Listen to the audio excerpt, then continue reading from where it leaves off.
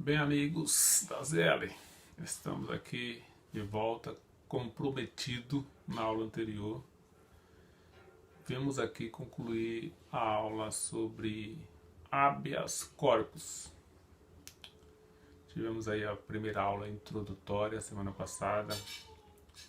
Falamos sobre a origem do habeas corpus, né, hipóteses de cabimento, regras gerais, né, que todo mundo precisa saber para ter um conhecimento mais apurado desta chamada ferramenta constitucional que defende o direito de liberdade, o direito de ir, de vir e de ficar do cidadão. Terminamos falando sobre a legitimidade ativa e passiva, falamos do paciente, do impetrante, né? Demos linhas gerais para que vocês entendessem, né? Conhecessem, tivessem o primeiro contato, né? Para alguns, é claro, que outros talvez já conheçam mais a fundo isso daí, mas para alguns o primeiro contato com a figura do habeas corpus, que muitos se vê falar aí, né? Entrou com habeas corpus, né? Lá no Supremo, entrou com habeas corpus não sei aonde, para liberar fulano e tal, que a prisão é ilegal, né? E é isso aí que se usa no dia a dia do processo criminal. Hoje nós vamos começar a falar sobre a competência. Competência para conhecer do habeas corpus, para apreciar o habeas corpus, a petição inicial do habeas corpus. Quem é que aprecia? Quem é que decide o habeas corpus? São autoridades específicas, né? Qualquer um, né? Você não pode entrar com a petição de habeas corpus perante qualquer juízo. Você tem que saber a quem você vai pedir, né? Às vezes você perde porque você não sabe para quem pedir. Tem que pedir para a pessoa certa, para a pessoa competente. Senão não ganha. É igual o filho. Tem que pedir para a mãe. Se o pai negar, ele vai e pede para a mãe, recorre e consegue. Então tem que ter competência para poder conceder aquilo que é pedido. E falando de competência, tem alguns aspectos que devem ser observados. O primeiro aspecto que nós podemos apontar para vocês aqui é o aspecto territorial, né? Tem que saber a qual comarca pertence a autoridade que ordenou a prisão ilegal. Aonde se deu a coação? Até coloquei um exemplo para vocês, por exemplo, um delegado da comarca de Guarulhos prende ilegalmente uma pessoa sem motivo nenhum.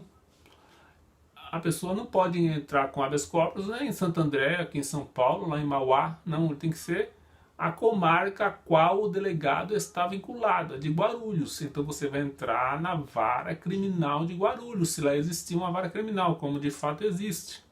Por que eu digo isso? Em algumas comarcas, né, como a comarca de Cajamar, por exemplo, é tudo junto lá, o juiz decide tudo, ele decide criminal, família, civil, previdenciário e tudo, fiscal, é uma vara única, né, porque são comarcas menores, mas em comarcas, né, mais maiores, como a de Guarulhos, por exemplo, né, existe a vara criminal de família, e aí vai. Então você ingressa perante a autoridade judicial da comarca de Guarulhos, afeto à vara criminal, para que ele analise o ato tido por coativo daquela autoridade, daquele delegado. Ele que vai apreciar, ele que tem competência.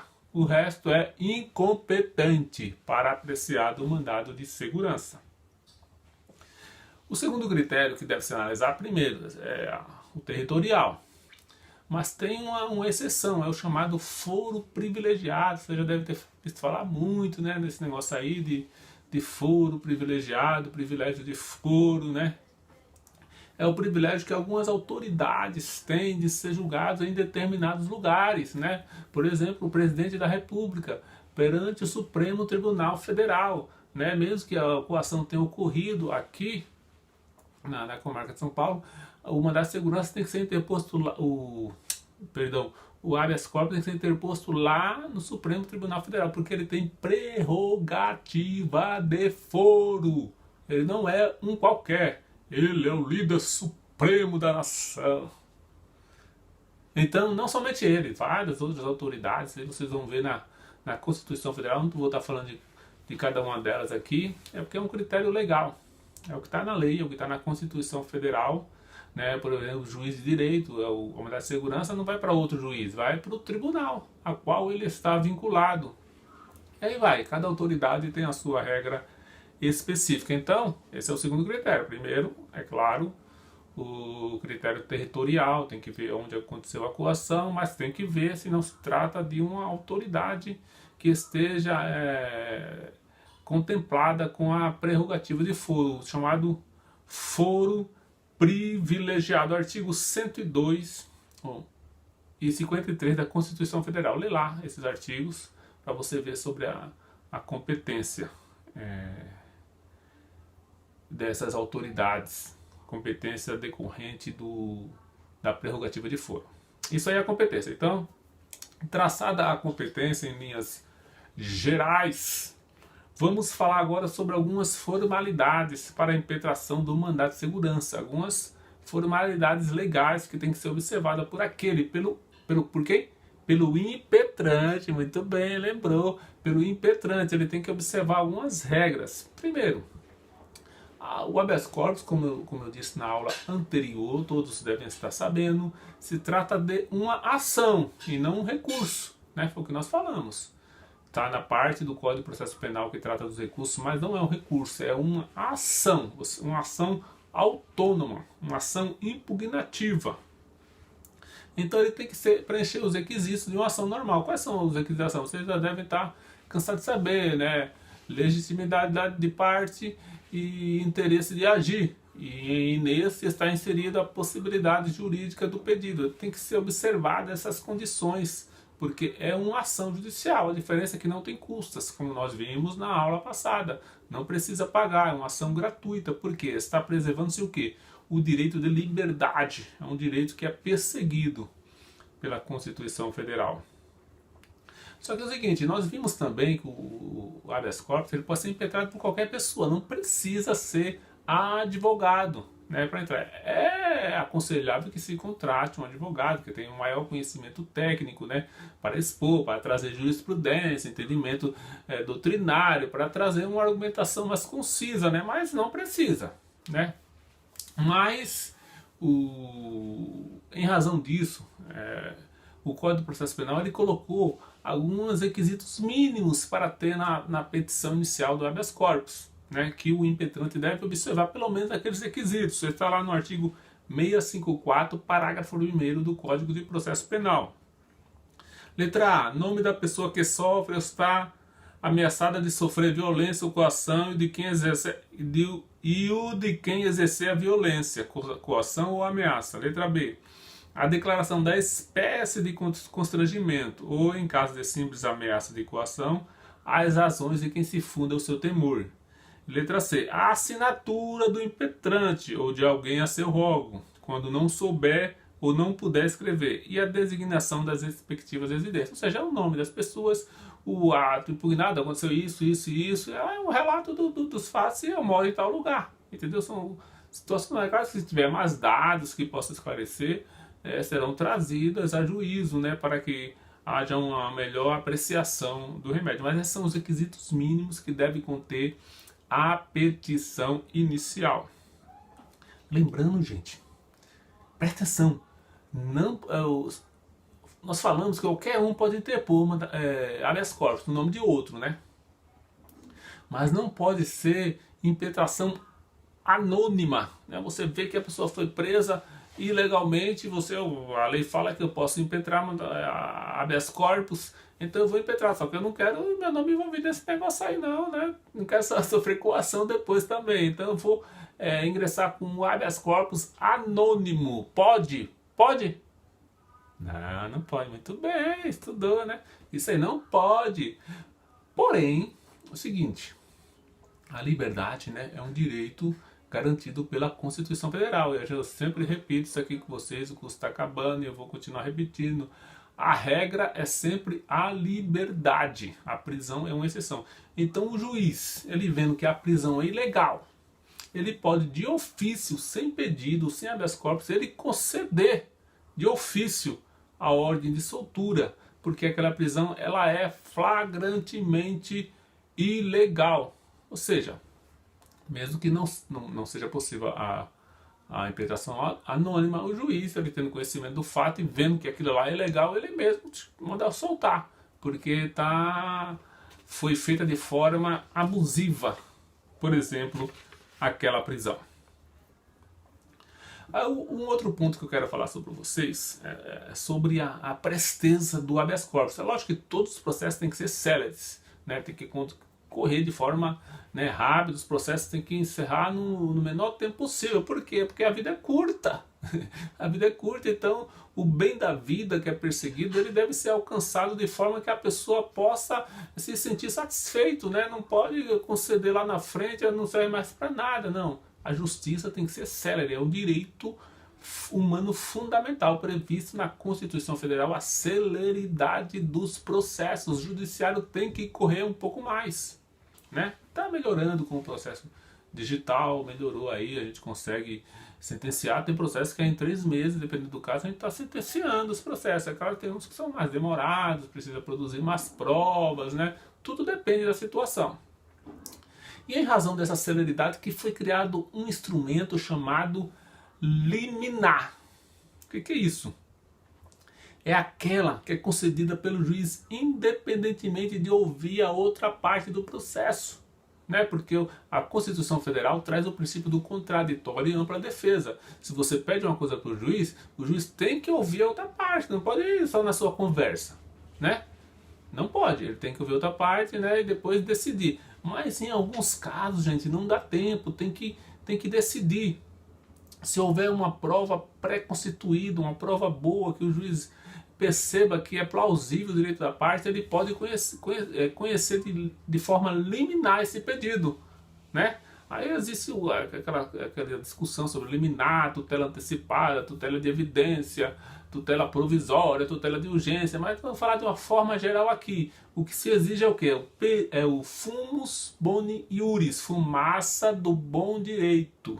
E o periculum in mora, é o perigo da demora. Você já deve ter ouvido falar disso aí no decorrer do curso. A fumaça do bom direito é quando se demonstra que a parte, ela prova de forma, liminar também, joga na entrada o seu direito, né? O Código de Processo Civil, ele traz a frase dita probabilidade do direito. O Código de Defesa do Consumidor fala de verossimilhança das alegações. As alegações têm uma aparência de verdade, parece que é verdade mesmo aquilo, né? Então, quando há essa prova pré-constituída, né? O juiz vê ali, tá aprovado isso daqui. E tem outro requisito, o perigo da demora. Não pode demorar, o cara foi, por exemplo, preso ali de forma ilegal com acusação de estupro. Ele foi preso. Pô, todo mundo sabe, o cara tá ferrado se ele for preso, né, com essa acusação. E se tá provado que essa prisão é ilegal, é abusiva, o cara não pode esperar até o final do processo. Ele tem que ter uma decisão rápida.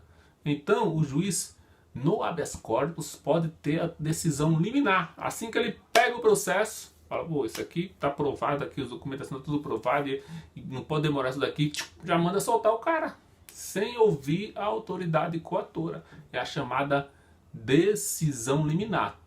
Veja bem, não está no Código de Processo Penal falando de liminar, não fala, né?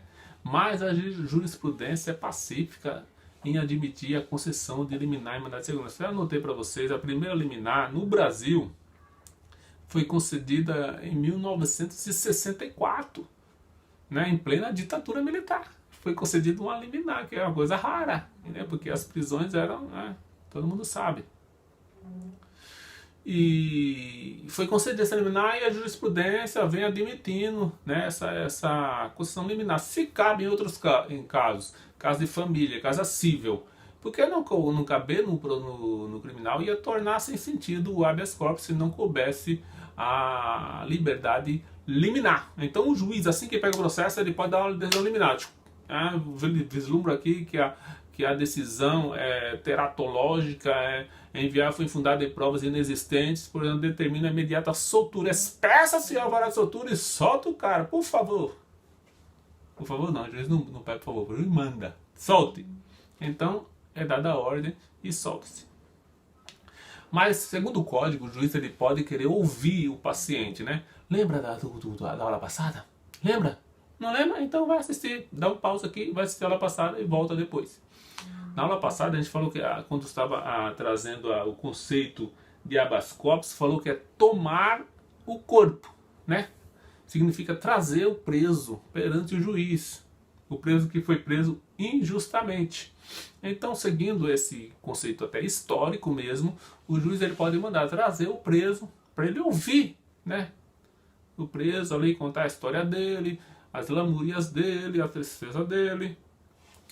E ouvindo o preso, o juiz tem um prazo de 24 horas. Veja, é tudo coisa séria no habeas corpus. Tem um prazo de 24 horas para decidir. Ou se manda soltar, ou se continua, ou indeferir a ordem, ou denegar a ordem. Mas em 24 horas ele tem que decidir isso daí.